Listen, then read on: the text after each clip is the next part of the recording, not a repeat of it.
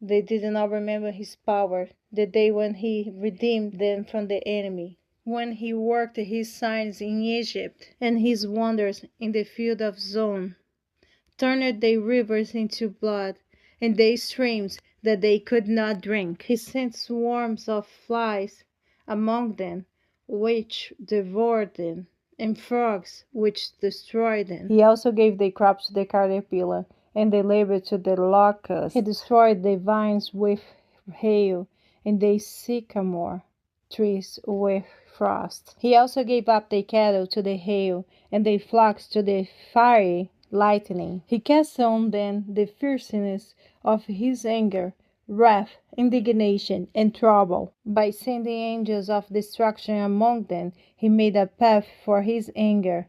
He did not spare their soul from death, but gave their life over to the plague, and destroyed all the firstborns in Egypt, the first of their strength in the tents of Ham. But he made his own people go forth like sheep, and guided them in the wilderness like a flock. And he led them on safety, so that they did not fear.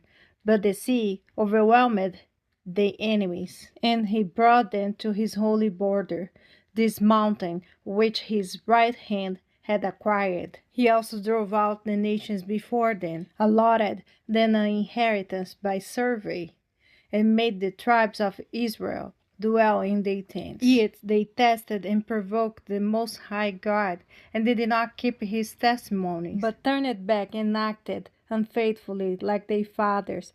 They were turned aside like a deceitful bow. For they provoked him to anger with the high place, and moved him to jealousy with the carved images. When God heard this, he was furious, and greatly abhorred Israel, so that he forsook the tabernacle of Shiloh, the tent he had placed among men, and delivered his strength into captivity, and his glory into the enemy's hand. He also gave his people over to the sword, and was furious with his inheritance. The fire consumed the young men, and the maidens were not given in marriage. The priests fell by the sword, and the widows made no lamentation. Then the Lord awoke as from sleep, like a mighty man who shouts because of wine. But chose the tribe of Judah, Mount Zion, which he loved. And he built his sanctuary like the heights, like the earth which he has established forever. He also chose David his servant, and took him from the sheepfolds, from following the ewes that had young, he brought to shepherd